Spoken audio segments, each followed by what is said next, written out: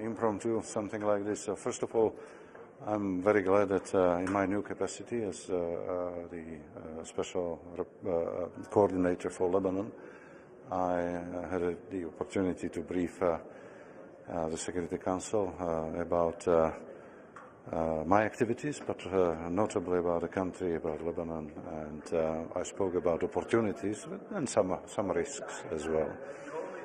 Opportunities, and I believe that it was recognized very clearly by members of the Security Council.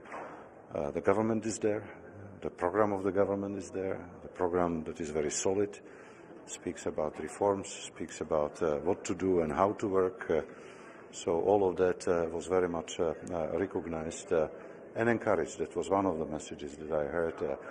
There is a need to use the goodwill of the international community to support Lebanon, and that was manifested in the past days, the past weeks, through different visits as well, and before that by different international conferences, and to pursue the reform agenda.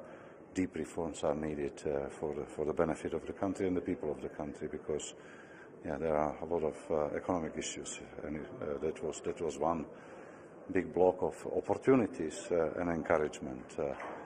I was very glad that a number of delegations also recognized, acknowledged the fact that there are 4 women in the government, including the first Minister of Interior in the whole region, a woman, and a very strong minister, I would say.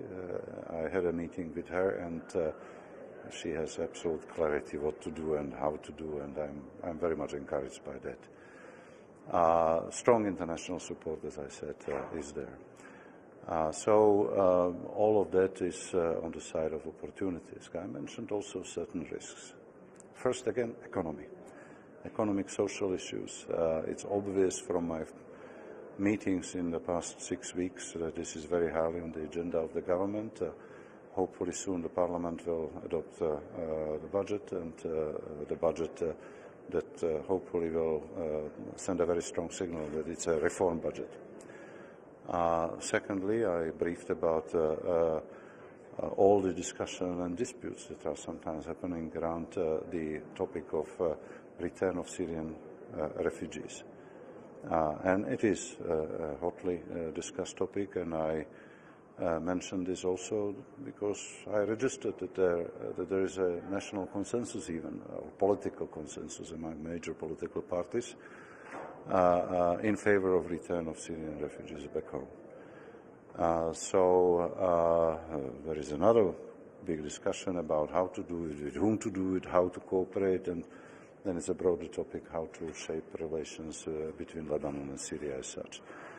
And this is a divisive topic. There is no unity, but there is a basic unity. Refugees must return. So that's the second area. And of course, I mentioned regional developments that are affecting the situation in Lebanon. And from that perspective, of course, I believe that the Security Council had a number of discussions about regional developments, and will have a number of discussions. Even just now, I saw His Excellency the Ambassador of Syria waiting for their turn. So, no question that regional developments are very strongly on the agenda. And from that perspective, many of those that took the floor, members of the Security Council, were bringing to our attention, and through me most likely to the attention of the leadership of the country, the implementation of steps that would ensure increased control of weapons by the state and increased control of any supplies of arms, and of course activities of different armed groups that are still outside of the control of the state. So that was happening. That was quite a discussion, and all in all, I believe I was happy to hear a massive support of the members and united support of the members of the Security Council for Lebanon. With regard to the Syrian refugees that you mentioned and the national consensus, political. Despite all the divisions in Lebanon, the people tend to agree that they should go back. Are you worried, and are you communicating with Mr. Pedersen and also UNHCR, that because of that feeling in Lebanon, people might be pushed back into Syria where it is not safe for them to go? Well, let's put it like this. The position of the UN, and I'm also working on this, although, of course, I leave the field to our humanitarian community and humanitarian coordinator. But you know that we cannot act in any way differently, only to stress the principles of safe, voluntary and dignified return.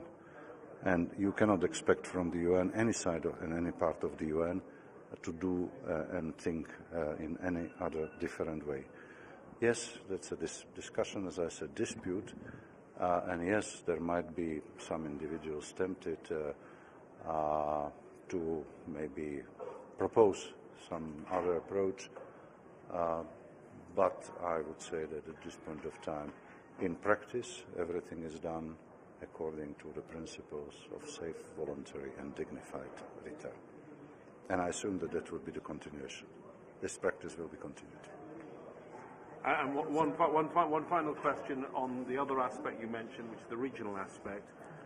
Given the situation in Gaza, given the US recognition of Golan, as you know, in this region, things tend to have unexpected consequences. How worried are you, given the fragility of Lebanon? Well, I would say that by and large there is a strong interest, and that's my assumption and assessment, not to go too far and destabilize the situation. Everyone cares about stability of Lebanon, including the regional countries. This is what I heard also in Israel. So from that perspective, I am, of course, following this with certain concerns, but I don't think that we should expect any total instability. Thank you so much for your time. Thank you very much. Safe journey.